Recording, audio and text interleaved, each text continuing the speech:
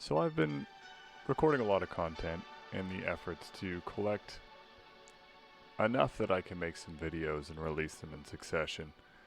I've debated on which video to make first, but I'd like to start with a game that I'm done with. Diablo 4. Now, Diablo 4 just started its seasons. I completed the game a couple months ago, or a couple weeks, I'm not sure.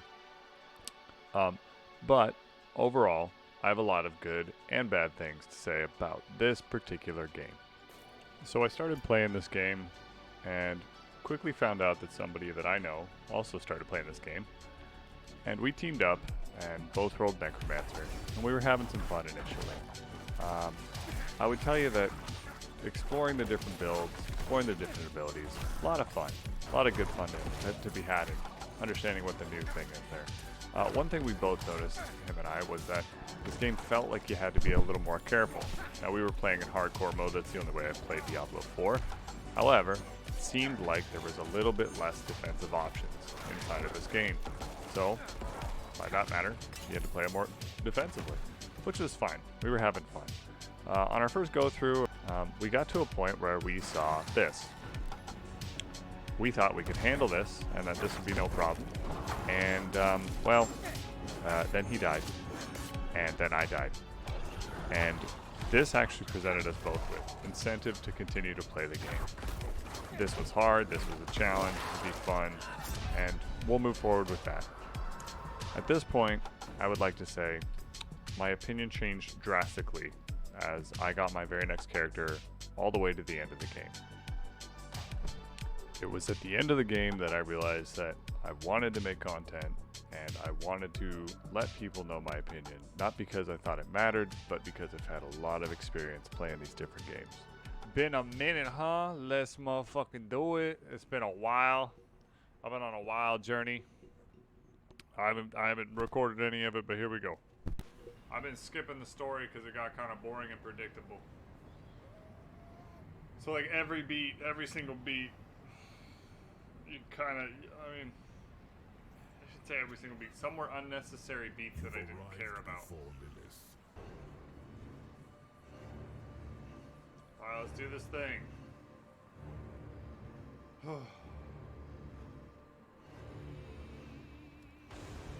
Yep.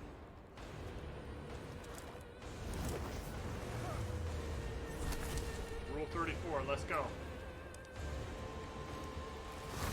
Bam! Rule 34 up in here. You will learn pain, only glimpsed in myth. There we go. Oh shit.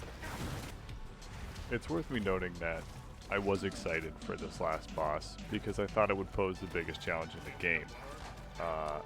What you saw at the start of this video was indeed the hardest part of the game.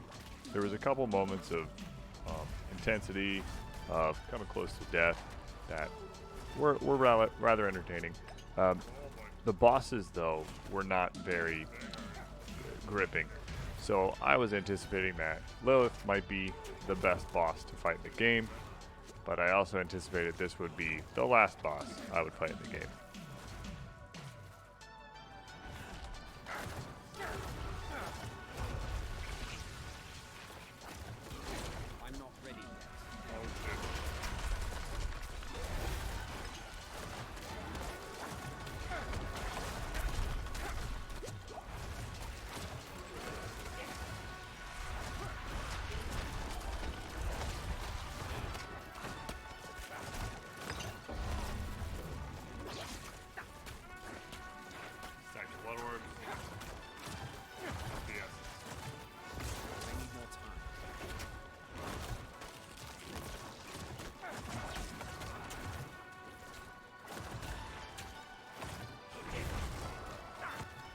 Some notes about the good parts of this game.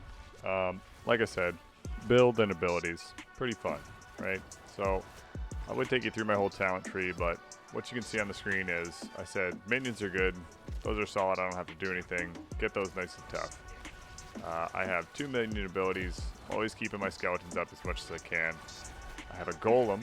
The golem has the ability to spawn corpses as it takes damage. And that's pretty much the bread and butter here. There's one emergency button of Blood Mist. That Blood Mist typically has been reserved for oh my god moments. But as you'll see, at a certain point in this fight, I decide oh my god doesn't need to happen. I've also got Corpse Tendrils, which helps me more or less make a weakness and pull and stun. That ability is really, really good. And then I'm using Blood Lance because I like single target for these bosses that take too long. The mechanics in this fight were somewhat challenging, and as we progress through the fight, we'll start to see there's some sort of implementation of raid mechanics happening. Already you can see there's minion ad management, there's area of effect management, and I am playing on hardcore, so I'm going to take much more of an approach of caution here. But immediately I know what I'm in for here. Full pots. Okay. Stage 1 of the fight is over. I've been playing Blizzard games for a long time, something like 16 years. So one part of refreshing content here was I recognized, oh, these are raid mechanics, and they're changing. That was nice. Didn't happen on every boss. I don't remember another boss that did happen on as dramatically as Lilith. And as the fight progressed, the mechanics changed, so you gotta think and react. But the downfall of this is that this is the only boss where this happens. And not only that, the mechanics are so easy and so forgiving that I'm able to more or less eat a bunch of different damage, still live, still adapt to the mechanics that are happening. And by the end of the fight, it felt like if there even if there was a soft enrage, I wasn't going to come anywhere near it. So the feeling that I got with Den Mother of, oh my god, I'm going to die, or with some of the random mobs I got through the game, never happened on the last fight of the game, which was disappointing. Understood. Uh-oh. So as I approach the end of the fight, I'm looking for phase 3. And shortly after realizing that phase 3 was over, I realized that the biggest contest I had in the whole game was Den Mother when I was at level 14. After realizing this, I quickly understood why Diablo 4 was super easy and give out my number one piece of advice. Don't flinch, don't flinch, don't flinch. That's all you gotta think when you play this game. Don't flinch, don't flinch, don't flinch. Pay attention. Do not flinch. Pay attention. Why is Mephisto's body back there? So that's it. That's the thought that carried me through all Diablo 4. It wasn't what gear can I get to get some cool combos or what abilities can I pick up for cool combos. It was if I stare down the barrel and don't flinch, I win. Ultimately, this means that I wasn't able to have the same kind of fun I was in Diablo 3. And then I quickly realized what we got.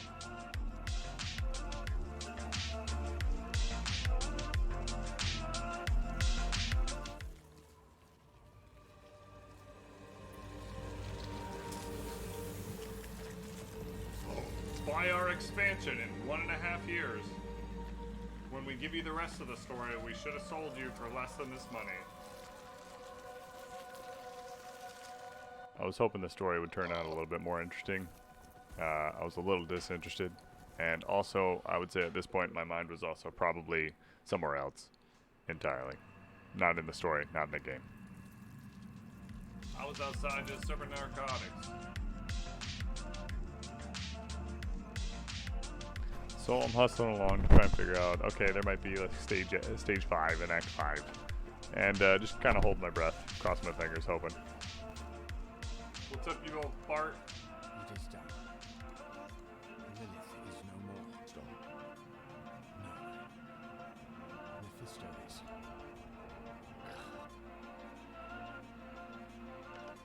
He had to bury his friend.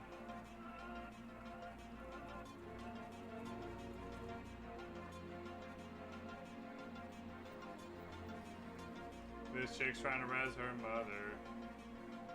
The game is over. I had to walk to 2 places to end the game.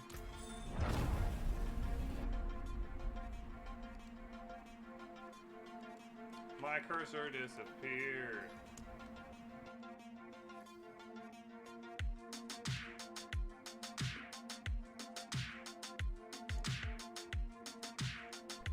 So, by the end of this game, I'm kind of just looking at what I've got left, if I've got anything left.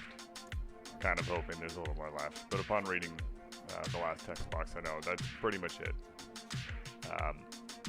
I'll leave you with the thoughts that my past self had when I was concluding this game, and it's probably the most genuine reaction I could give you, aside from this commentary. Friend, I'm going to the tree of whisper. Why would you do that? Because it might be our only ally left. Fine. Go see the tree. So the game is over. I cannot do that here.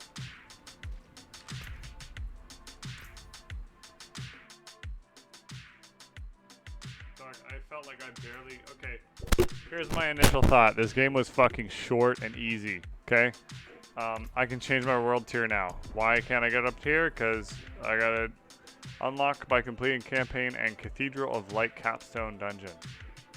Awesome. Awesome. Fuck, dude.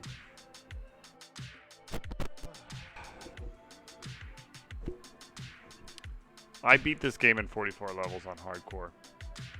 I felt more pressure on the way to Lilith than at Lilith.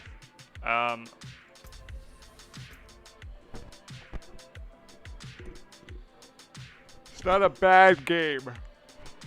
Ooh. Let me make something very clear.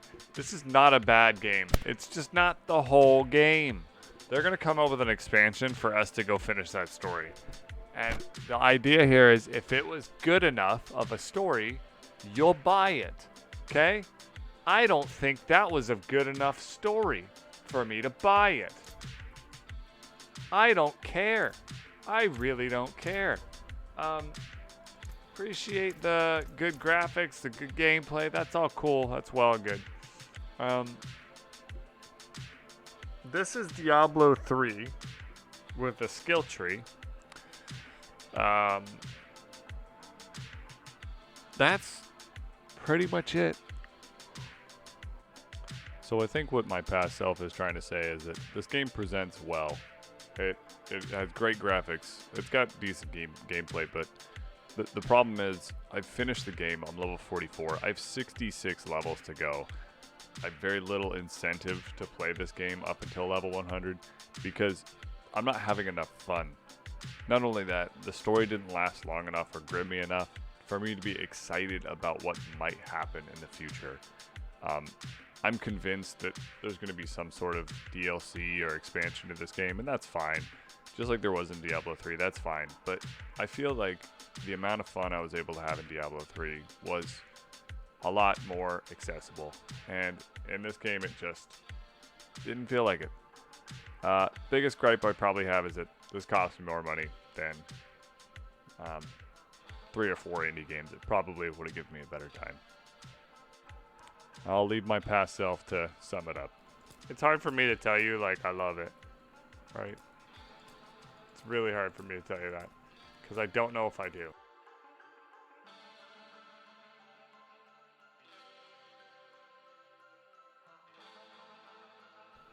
I'd like to give a big shout out to Michael Ross. He's always telling me to make videos, and this is my first attempt in a long time to make one. I'd like it to be the start of something new for me. I'd also like to give a huge shout out to King Ash. Homie, I hope you're doing well, and your music just keeps getting better and better and better. Anyone who is watching this, I encourage you to go check him out on YouTube. You can find him at King Ash/Iggy Beats. A lot of cool stuff over there. Hope everyone the best. Wish you well. Hopefully you can tune in next time and enjoy this. And we'll try and make sure things are a little bit more entertaining next time around.